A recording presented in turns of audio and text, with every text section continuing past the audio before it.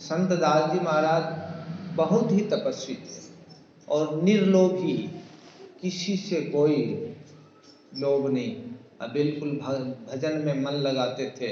और उनका स्वभाव था कि रात्रि के समय जब सब सो जाता ना, तो वो अखंड भजन करते थे और अजप्पा जाप करते थे, यानी कि होंठ भी नहीं हिले, इस तरह के जाप, राम राम की जाप करते थे।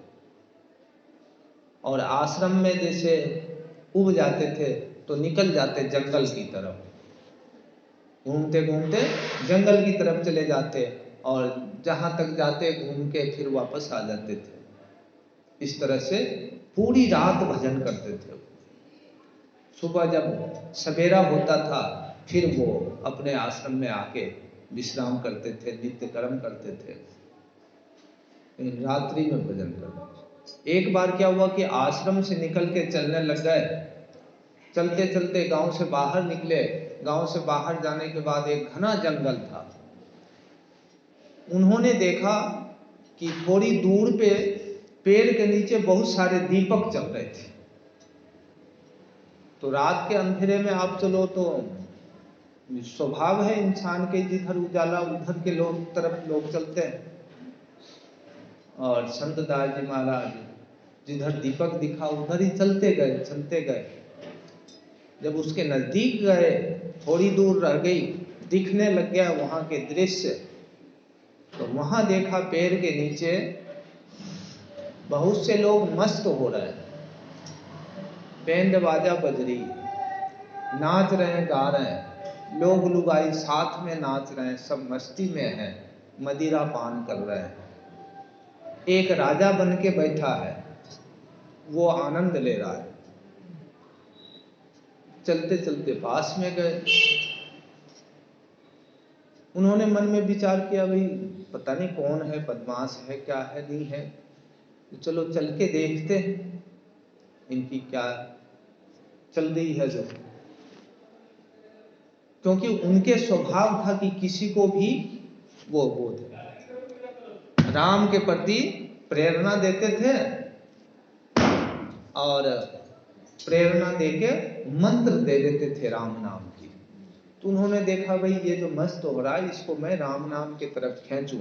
जब उसके पास गए तो उसमें से 2 आदमी आया और इनको बोला भाई राजा साहब बुला रहे। जो उस पेड़ के नीचे एक आदमी राजा बन के बैठा था, उन्होंने बुलाया। फिर गए वहां राजा साहब के पास। तो राजा तो मदिरा पी के मस्त हो रहा है, नाच गान चल रही है, मस्ती में है। बोला मनुष्य तुम इधर कैसे आया? तुमको पता नहीं कि मेरे नाम से मनुष्य डरते हैं और तुम यहां आ गया। अब वो लोग कौन थे?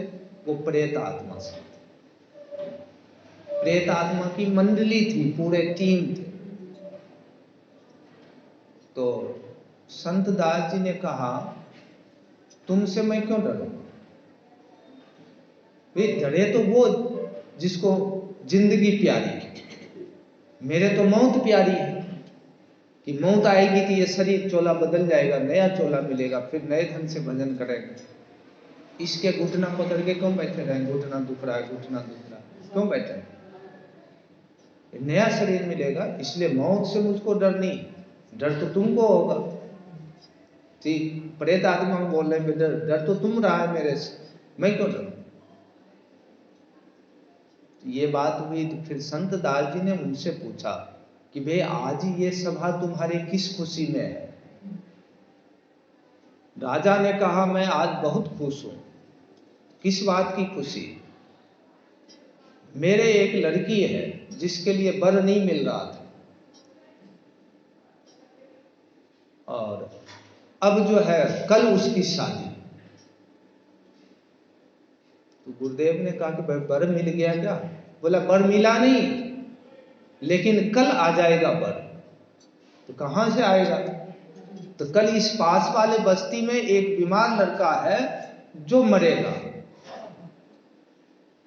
और वही मेरे लड़की के लिए योग्य वर है। बोलिए कृष्ण कन्हैया लाल। गुरुदेव ने कहा कि भाई वो मरेगा और तुम अपने लड़की के विवाह करोगे, तो हाँ मरे तो कोई चाहिए हाँ। उनके तो। गुरुदेव ने कहा अगर वो नहीं मरा तो कैसे नहीं मरेगा, उसका समय पूरा हो गया, बीमार है वो मरेगा, वो आएगा मेरे टीम में, ठीक, और मैं अपनी कन्या उसको दूंगा। गुरुदेव उसकी बात सुन ली और वहां से निकल गए। निकल के पास के बस्ती जो बताया एड्रेस, उस एड्रेस पे गए और जाके उसका हाल चाल पूछा। उसके घर पे जाते ही गुरुदेव को ले गए उसके पास में, देखो गुरुदेव इसकी क्या दशा हो रही है, परमात्मा ने क्या किया, जो बहुत तकलीफ में है, पता नहीं प्राण कब निकल जाएगा। गुरुदेव गए और धीरे से उसके कान में राम राम बोलो, बोल बालक राम राम, 2-3 बार उसको राम राम बुलवाया, और राम राम बुलवाया और उसके प्राण पखेरु उड़ गए। बोलिए कृष्ण कन्हैया लाल की जय। और वो सीधे विमान पे बैठा और वैकुंठ लोक चला गया। अब वापस गुरुदेव फिर दूसरे रात्रि में उस प्रेत के झुंड में गए, सभा में गए, नहीं उसको चेताने गए, ठीक, सभा में गए। अब सभा में मातम छाई हुई है, क्योंकि जो बीन आने वाला था वो आया ही नहीं, ठीक, बीन तो आया नहीं, आज शादी की तैयारी हो गई, ठीक, विनायक बिठा दिया, 3 दिन से डीजे पे नाच रहे थे, बीन के पता ही नहीं, ठीक। अब गुरुदेव पहुंचे वहां, राजा को उदास बैठे हुए देखे, राजा के पास गए, बोले राजा क्या हुआ, आज तुम बहुत उदास हो। बोला हाँ आपके कारण ही उदास हूं मैं। तो क्यों, मेरे कारण क्यों उदास हो? तो आपने तो ये सारे खेल बिगाड़ा। गुरुदेव ने कहा मैं क्या बिगाड़ा खेल, खबर पड़े ना, सब पड़े, नहीं मैंने क्या बिगाड़ा खेल, तो आपने तो मंत्र दिया उसके कान में और वो चला गया वैकुंठ लोक, भगवान के भक्त हो गया, और भगवान के भक्त को मैं ला नहीं सकता हूं, मेरे में पावर ही नहीं।